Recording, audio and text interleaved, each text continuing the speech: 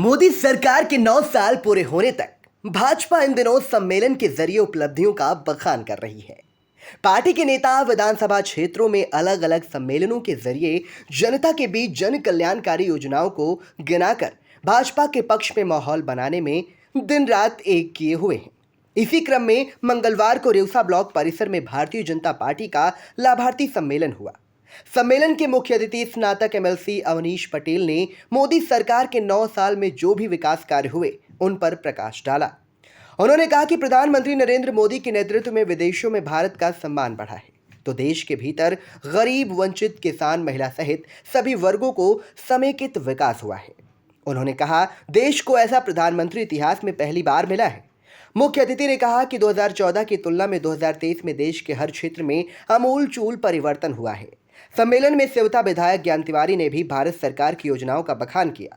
सम्मेलन में ब्लॉक प्रमुख प्रतिनिधि अवधेश चौहान, रामेंद्र तिवारी, संजय कुशवाहा, मनोज सिंह, सतनाम सिंह, लक्ष्मी मौर्य, ज्ञानेश शुक्ला, पीयूष कुशवाहा, संजीव मिश्र, रानी दीक्षित, कंचन वाजपेयी सहित तमाम लाभार्थी क्षेत्रवासी मौजूद रहे। सम्मेलन के बाद मुख्य अतिथि स्नातक एमएलसी अवनीश पटेल मीडिया से भी मुखातिब हुए।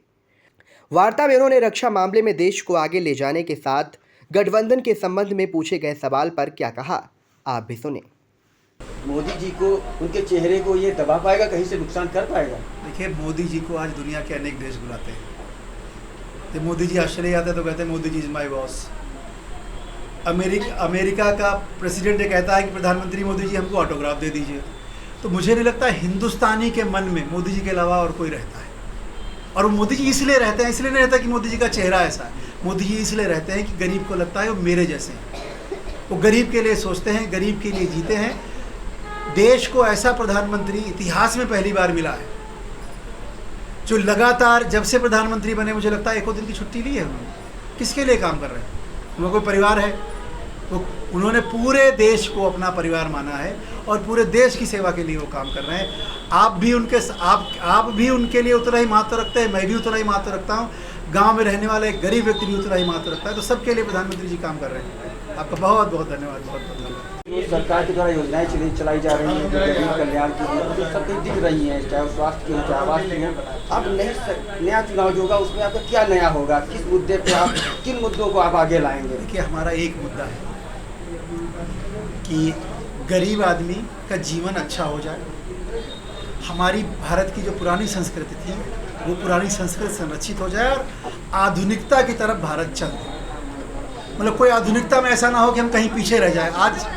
आज भारत में बनने वाले जो रक्षा उपकरण हैं, आपको पता है कि 75% रक्षा उपकरण जो हम बाहर से मंगाते थे आज हम भारत में बनाने लगे। तो ऐसा आधुनिक, उसके लिए जो भी योजनाएं लानी पड़ेंगी, अभी हम लोगों ने घोषणा पत्र अपना नहीं बनाया, जो भी योजनाएं लानी पड़ेगी, जो भी छूट गया होगा गरीब का कल्याण होने से, वो सब हम घोषणा पत्र में लाके उसको पूरा करेंगे। पहले तो हम लोग अभी धरातल पे हैं, लोगों तक जा रहे हैं, लोगों से मिल रहे हैं, लोगों से चर्चा कर रहे हैं, और भी जो कुछ निकल के आएगा। पुराना घोषणा पत्र आपको पता कैसे बना था? सुधाकर जी यहाँ बैठे हैं, पेटियाँ रखी थी हम लोगों ने।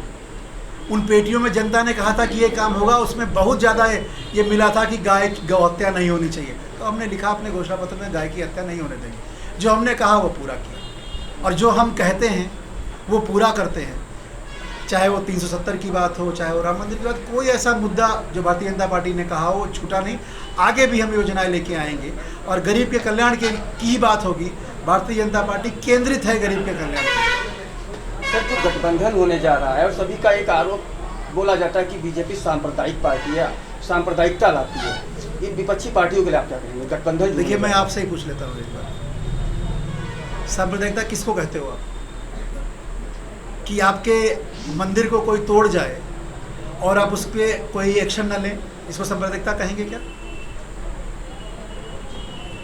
कैसे भारतीय जनता पार्टी को आप सांप्रदायिक कह सकते हो? हमारी योजना में, किसी योजना में लिखा है किसको मिलेगी किसको नहीं मिलेगी। जो आर्थिक आधार पे उस योजना में आता है, चाहे वो हिंदू हो चाहे मुस्लिम हो, मुझे आंकड़े नहीं पता आपके सीतापुर के, लेकिन यकीन मानिए बिस्वा में जितने आवास अल्पसंख्यकों को मिले होंगे उतने आवास शायद हिंदुओं को नहीं मिले होंगे।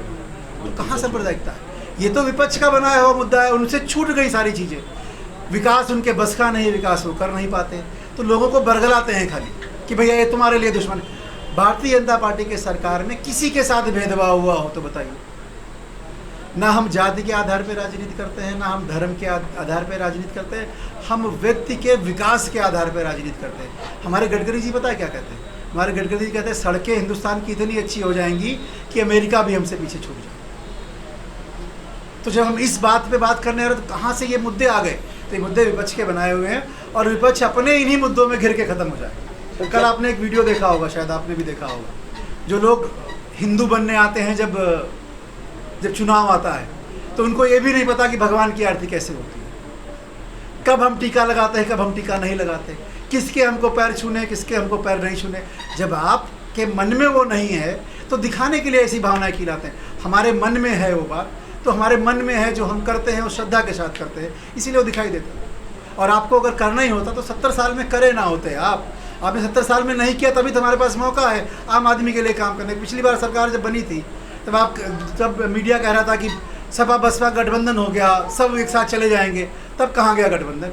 जनता हमारे साथ है और हम जनता के साथ हैं। सर, ये काफी JS Singh institute of pharmacy, Parasrai, Dhondhi, Laharpur road, Sitapur. सत्र 2023-24 के लिए प्रवेश प्रारंभ।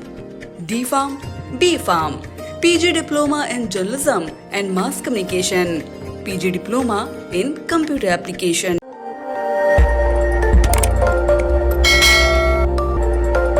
खबर आपकी, नजर हमारी।